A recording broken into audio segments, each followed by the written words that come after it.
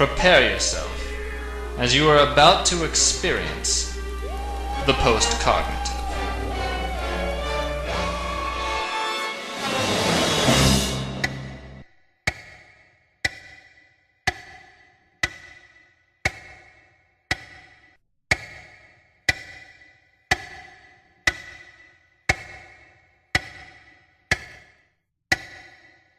Mr. Callan, Mr. Bateman will see you now.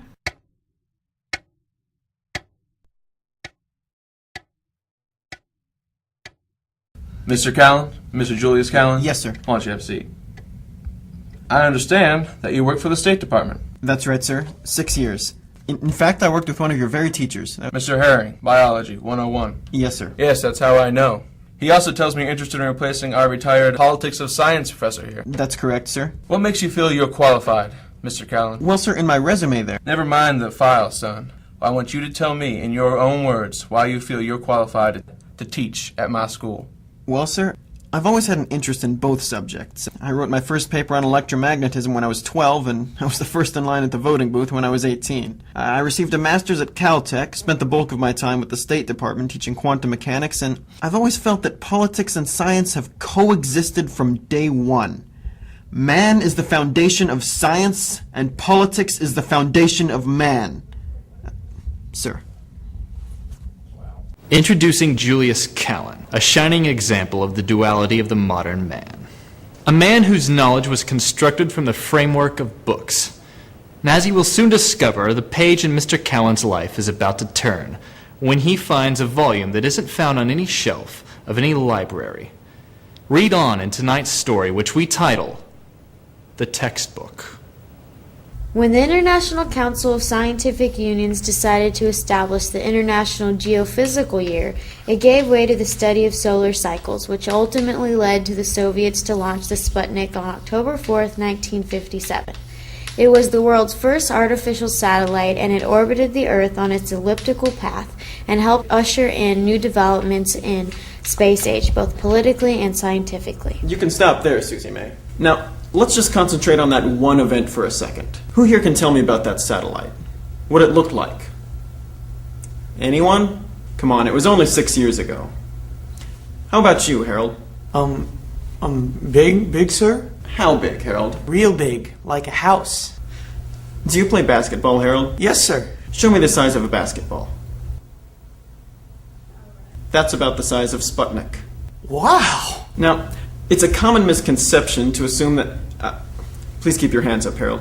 It's a common misconception to assume that something that received as much attention as this would be huge, like the size of a house, or the size of a locomotive, or even the size of the Hammerstein Theater. But looks can be deceiving. Now, Harold, how much do you think that basketball-sized satellite in your hands would weigh? A couple of pounds? Try 183 pounds. Gee, it would sure be hard to do layups with the Sputnik. You can put your hands down now, Harold. The point is, class, that no matter the rivalry our country has with the Russians, Sputnik really taught us all that if this little basketball can orbit the entire Earth on its elliptical path in only 98 minutes, then we don't have to produce something physically big to change the world. All we have to do is think big and let the results speak for themselves. Okay, class, tomorrow we'll cover how we launched the Explorer 1 and how it spurred Congress to pass the National Aeronautics and Space Act.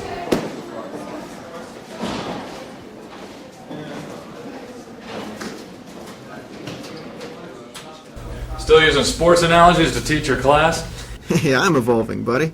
Oh yeah, how do you figure? Because before all I used were baseball references. Well, it seems like you're adapting quite nicely here for your first day. I don't see any spitballs on you.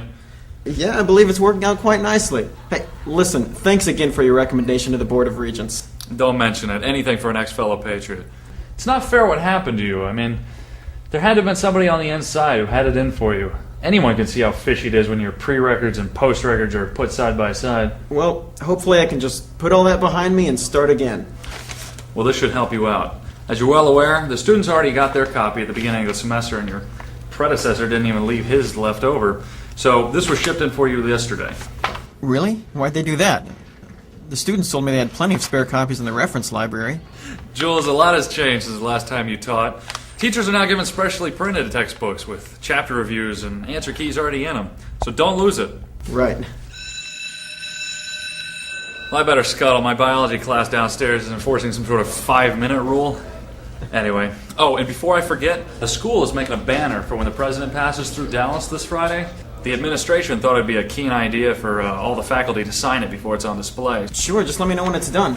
And hey, thanks again for helping me start with a clean slate, Mason. Hey, don't mention it. Just make sure your slate ends up cleaner than the one behind you.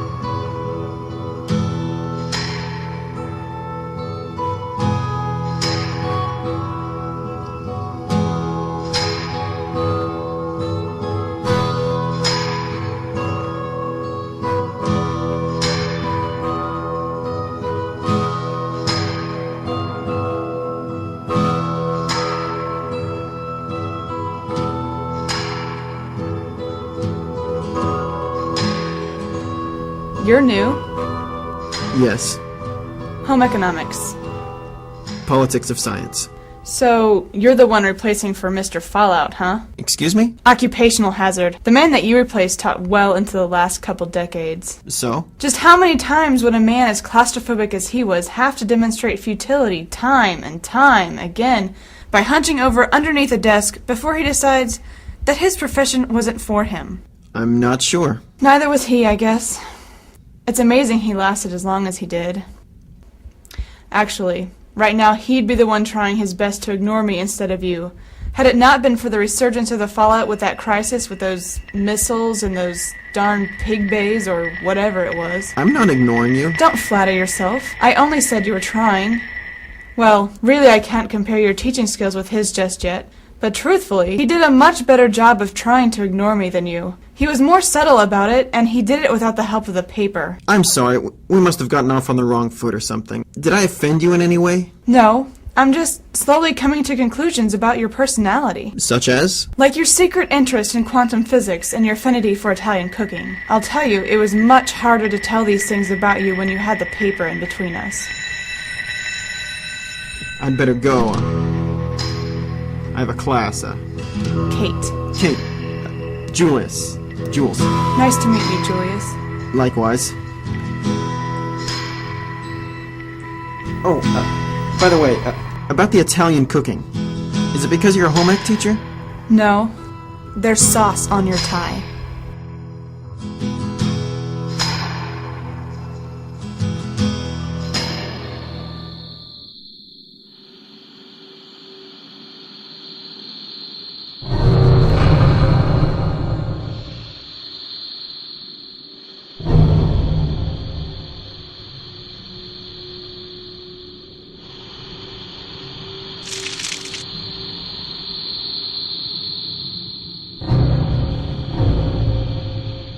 Founded in 1958 by authority of the National Aeronautics and Space Act, NASA replaced the National Advisory Committee for Aeronautics that was created by the United States Congress in 1915. Thanks, Susie May. You see, we already had space organizations brought on by the military, so that enabled a single agency to effectively coordinate efforts between different parties, like scientists, universities, politicians, even some of the careers some of you might want to take on someday. Like you, Harold. What would you like to be in 10 years? Hank Williams. Well, I don't think the NACA will cover that, but I think you will see my point. Harold, can you read the next paragraph? I'm sorry, sir. I sort of left my textbook in my locker. Well, here, just read it from my text. Just as long as you promise not to sing it out loud. After Sputnik and the passage of the National Aeronautics and Space Act, the United States and the Union of the Soviet Socialist Republics began a space race to develop a rocket that would travel to the moon and back. This race finally culminated when the U.S. landed the Apollo 11 on the moon on July 20th, 1969, and safely returned it back to Earth. At first, NASA was poorly funded because President Dwight D. Eisenhower believed the country could not afford to spend $20 billion to accomplish the mission, but under President John F. Kennedy and his successor, President Lyndon B. Johnson, NASA was given necessary financial resources to improve space operations, development, and research. What? What did you just say? NASA was given necessary financial Let me see that book.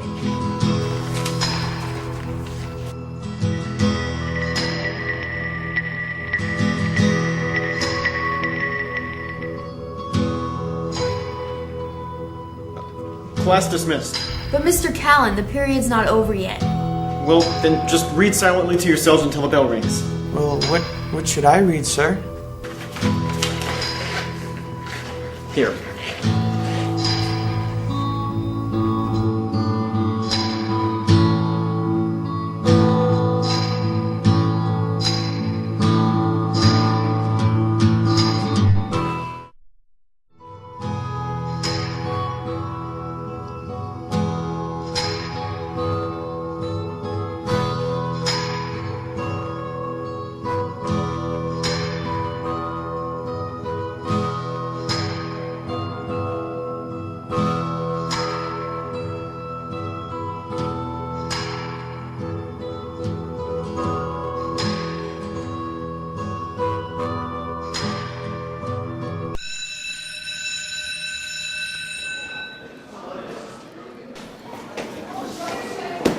I'm telling you, Jules, you're crazy. There's got to be a misprint or something. Misprint? Of the whole textbook? I mean, look right there. It says that this book will be published in 12 years from now. And right there is a picture of Vice President Johnson swearing in. What, you think Kennedy's going to let that no-good yokel take over his administration? Well, if something were to happen to the president. What?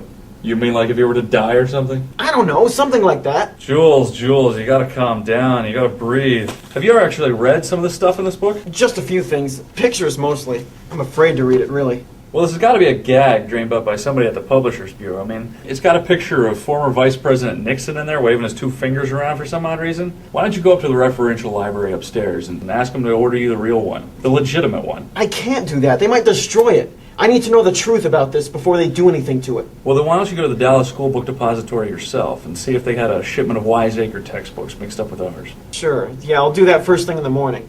And, hey, Mason, don't tell anyone about this, even if it is a joke. No problem, Jules. You better get there early if you want to make your first class in the morning. Being tardier than your students the first week of class is not the best way of getting on Principal Bateman's good side. Understood. Thanks.